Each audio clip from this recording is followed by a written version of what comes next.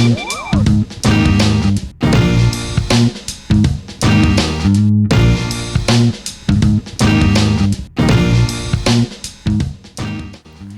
everybody, I'm Aaron Simmons. This is Philosophy for Where We Find Ourselves, August 28th, 2020.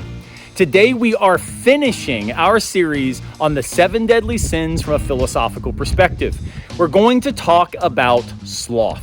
Now, sloth is a thing that I think is so deeply tempting when we are especially exhausted, overwhelmed, and in many ways beginning to give in to despair. What could better describe the last 6 months than exhaustion, overwhelmed despair? So we've got to watch out for how sloth plays into our lives in these challenging times. Now, how to think about sloth?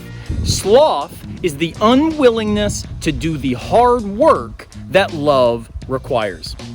The unwillingness to do the hard work that love requires. Sloth is a vice when it overwhelms our ability to do what is required in order to bring about the reality, the actuality of what we love. If I love my wife and I love that we are married, I must do the hard work demanded by that relationship. If I love my yard and the beautiful flowers, I've got to do the hard work required in order for my yard and the flowers to flourish. If I want to do the hard work of succeeding in my career because I love that my career is meaningful, I have to then not be slothful in my relationship to those efforts. Sloth is a refusal to allow the thing we desire to come into existence. It's actively undermining the very world that we wish were the case. So it's not just being lazy. Instead, it is a dismissal of our responsibility, an eradication of our role in the world that needs work done. We live in a world that is broken right now, but importantly, it's always been broken. There's always been injustice. There's always been hurt. There's always been marginalization. When we overcome sloth, we take the time to set the goals, set the vision that drives us forward, and then recognize that if we love that vision, if we love the world that we want to create, we must get up. We must get going. We must make it happen. We are the ones we are waiting for might be the mantra against sloth.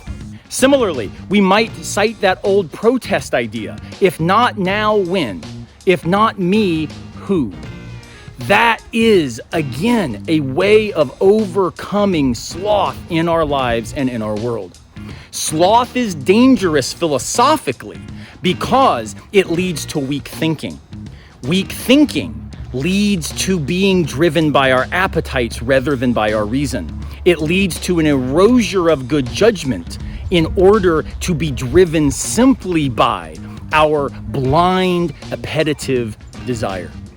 When we think well, when we live in accordance with thinking well, when we cultivate good judgment, when we seek out objections, when we do the hard work of thinking well, thinking critically, we also are likely then to do the work required in the world as a result of those thoughts.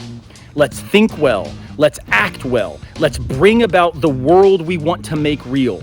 Let us love and love deeply and then do the work demanded by that love.